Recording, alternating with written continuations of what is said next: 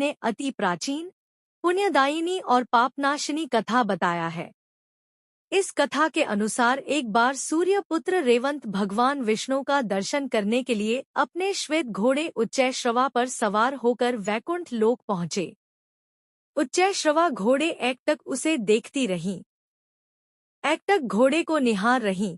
लक्ष्मी जी को जब भगवान विष्णु ने देखा तो उनसे इसकी वजह पूछी, लेकिन लक्ष्मी जी ने कोई जवाब नहीं दिया। विष्णु जी ने कई बार पूछा लेकिन लक्ष्मी जी ने उन पर कोई ध्यान नहीं दिया।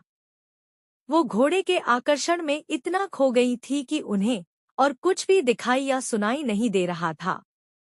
लक्ष्मी जी के इस बर्ताव से भगवान विष्णु को क्रोध आ गया। उन्होंने लक्ष्मी जी को श्राप देते हुए कहा, तुम इस अश्व की वजह से मुझे भूल गई हो।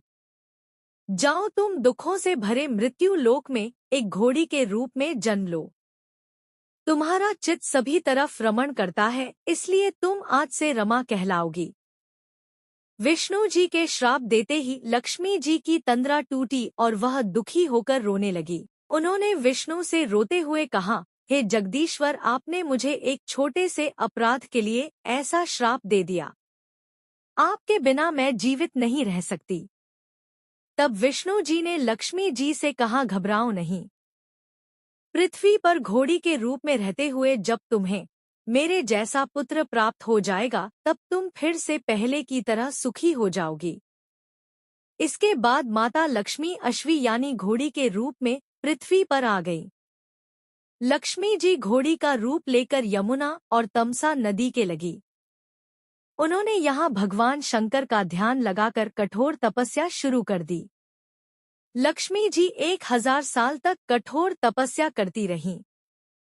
तब भगवान शंकर प्रसन्न होकर उनके सामने आए और उन्होंने तपस्या का कारण पूछा। तब लक्ष्मी जी ने सारी बात बता दी। अश्व या घोड़ा बनकर पृथ्वी पर जाने के लिए तैयार हो गए। वो एक अत्यंत आकर्षक घोड़े के रूप में घोड़ी बनी लक्ष्मी जी के पास पहुँचे। लक्ष्मी जी ने उन्हें तुरंत पहचान लिया और बहुत खुश हुईं। पृथ्वी पर घोड़ा और घोड़ी के रूप में रहने के दौरान भगवान विष्णु और माता लक्ष्मी ने एक पुत्र को जन्म दिया। पुत्र का जन्म होते ही लक्ष्मी जी का श्राप खत्म हो गया और विष्णु जी माता लक्ष्मी को लेकर वैकुंठ चले गए।